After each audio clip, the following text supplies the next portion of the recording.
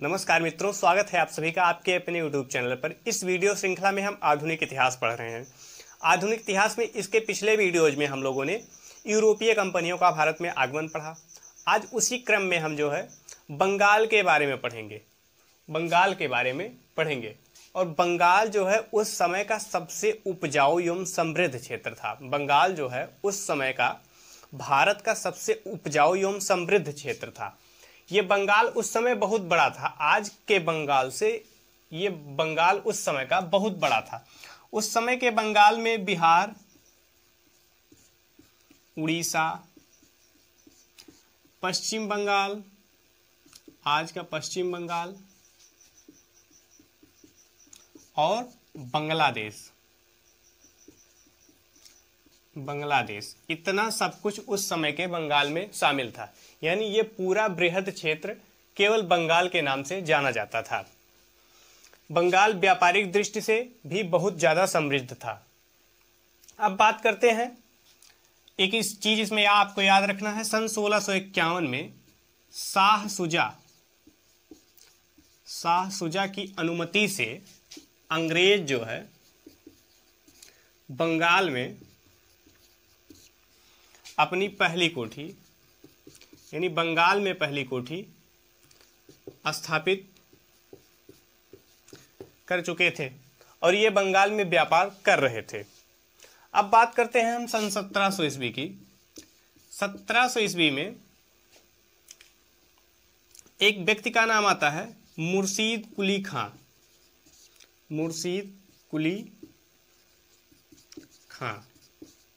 1700 ईस्वी में मुगल बादशाह औरंगजेब ने इसको बंगाल का दीवान बना दिया। इसको क्या किया? बंगाल का दीवान बना दिया। सन 1700 ईस्वी में मुगल बादशाह औरंगजेब ने मुर्शीद कुली खां को बंगाल का दीवान बना दिया। अब थोड़ा सा हम मुर्शीद कुली खां के बारे में पढ़ते हैं। मुर्शीद कुली खां जो था ये बंगाल का दीवान था। बाद में 1707 में औरंगजेब की मृत्यु हो जाती है और इसे बंगाल का सूबेदार बना दिया जाता है। देखते हैं मुर्शीद कुली खां को। मुर्शीद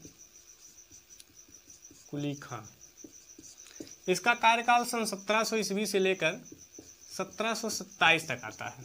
1700 से लेकर 1727 तक। इसके साथ क्या क्या घटनाएं होती हैं इसके कालक्रम में? 1700 में क्या बनता है? बंगाल का दीवान बनता है। 1700 में बंगाल का दीवान बनता है। कौन बनाता है? मुगल बादशाह औरंगजेब के द्वारा इसे 1700 ईस्वी में बंगाल का दीवान बनाया जाता है। इसके बाद सन 1707 में एक घटना हुई, औरंगजेब की मृत्यु हो गई। औरंगजेब की क्या हो गई? मृत्यु। और फिर 1717 ईस्वी में उस समय मुगल बादशाह फारूक सियर थे। फारूक सियर द्वारा इसको जो है बंगाल का सूबेदार बना दिया जाता है। और ये जो है बंगाल में कर वसूली के लिए एक प्रथा चलाई जिसे इजारेदारी प्रथा कहते हैं। यह एक तरीके से कि ठेकेदारी जिसे आज कहा जाता है, ठेकेदारी के रूप में था और कर वसूली बहुत कड़ाई से की जाती थी। मालगुजारी व कर का जो है वसूली इस प्रथा के अंतर्गत बहुत कड़ाई से की जाती थी। और 1739 में इसे उड़ीसा भी दे दिया जाता है। यानी उड़ीसा भी इसके अधिकार क्षेत्र में जाता है। इसने एक काम और किया कि औरंगजेब के पोते जिसका नाम था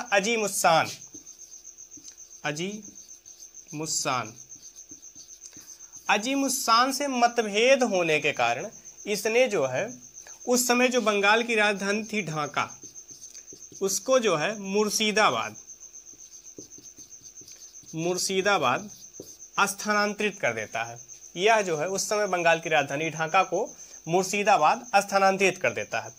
और 1727 में इसकी मृत्यु हो जाती है। 1727 में इसकी मृत्यु हो जाती है। 1727 में इसकी मृत्यु हो जाती है। इसके पास पुत्र नहीं थे, इसके कारण इसका दामाद सुजाउद्दीन जो है वो जो है बंगाल का नवाब बनता है। आइए देखते हैं सुजाउद्दीन के बारे में। सुजाउद्दीन का कार्यकाल 1727 से 1739 तक का है। 1727 से 1739 तक ये जो है मुर्शीद कुली खां का दामाद था सुजाउद्दीन 1727 से 1739। ये जो क्या था, दामाद था किसका, मुर्शीद कुली खां का। मुर्शीद कुली खां, मुर्शीद कुली खां का ये दामाद था। 1733 में इसके साथ 1733 में इसने बिहार को अपने अधिकार में ले लिया। बिहार को अधिकार में ले लिया और एक व्यक्ति था जिसका नाम था अलीवर्दी खां। अलीवर्दी खां, अलीवर्दी खां को ये बिहार का नायब सूबेदार बनाया, नायब सूबेदार बनाया। और 1739 में जब अलीवर्दी खां नायब सूबेदार बन गया, 1739 में जो है सुजाउद्दीन की क्या हो जाती है, मृत्यु हो जाती है।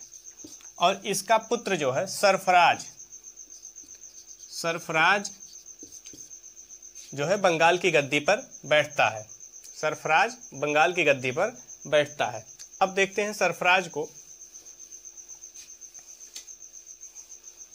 1739 में सरफराज गद्दी पर बैठता है। इसका बहुत छोटा सा कार्यकाल है, 1739 से 1740 तक। सरफराज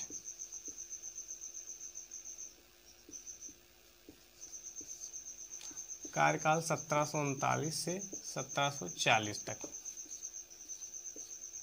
सरफराज सुजाउद्दीन का पुत्र था, सुजाउद्दीन का पुत्र था। और 1739 में ये क्या बनता है, नवाब। लेकिन इसके साथ 1740 में एक घटना घटती है। ये घटना है गिरिया का युद्ध। गिरिया का युद्ध, ये युद्ध किसके किसके बीच में होता है, सरफराज तथा इसके पिता ने जिसको बिहार का नायब सूबेदार बनाया था, अलीवर्दी खां, अलीवर्दी खां के बीच में, अलीवर्दी खां के बीच में। और इसमें सरफराज जो है मारा जाता है और सरफराज की हत्या करके अलीवर्दी खां बंगाल का नवाब बनता है। सरफराज की हत्या करके अलीवर्दी खां बंगाल का नवाब बनता है। आइए देखते हैं अलीवर्दी खां के बारे में।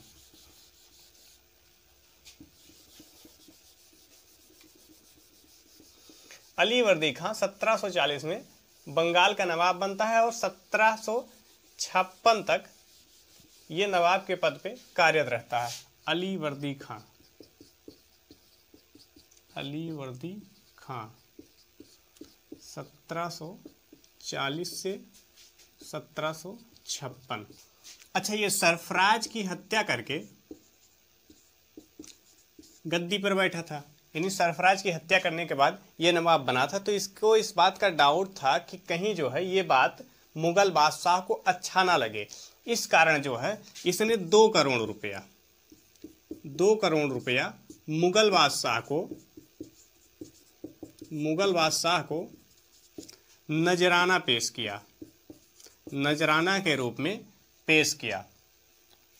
और ये 1756 तक शासन किया। हाँ, इसके बारे में एक बात और है कि इसने जो है अंग्रेजों की तुलना मधुमक्खियों से की, अंग्रेजों की तुलना मधुमक्खियों से की। इसने कहा कि अंग्रेज मधुमक्खी के समान है, अगर इन्हें छेड़ा ना जाए तो ये शहद देंगे, अगर इन्हें छेड़ा जाए तो ये काट काट कर मार डालेंगे। तो ये क्वेश्चन कई बार पूछा गया है कि अंग्रेजों की तुलना मधुमक्खियों से किसने किया, तो अलीवर्दी खां ने अंग्रेजों की तुलना मधुमक्खियों से किया। इसके बारे में थोड़ा सा और जानते हैं कि इसके पुत्र नहीं थे, इसकी 3 बेटियां थी। इसकी 3 बेटियां थीं, इसकी 3 पुत्रियां थीं, 3 पुत्री थी, जिसमें एक का ब्याह जो है वो ढाका में हुआ था, दूसरा पूर्णिया में, दूसरी जो है पूर्णिया में ब्याही थी, और तीसरी जो है पटना में ब्याही थी। तो इसकी सबसे छोटी बेटी जो थी उसका विवाह कहाँ हुआ था? पटना में।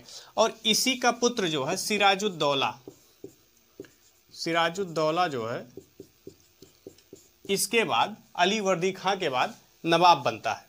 तो इसके बाद की घटना हम अगले वीडियो में देखेंगे, कैसे सिराजुद्दौला जो है नवाब बनता है और किस प्रकार इसके खिलाफ षड्यंत्र होता है और प्लासी के युद्ध की पृष्ठभूमि तैयार होती है। तो वीडियो देखने के लिए आप सभी का धन्यवाद।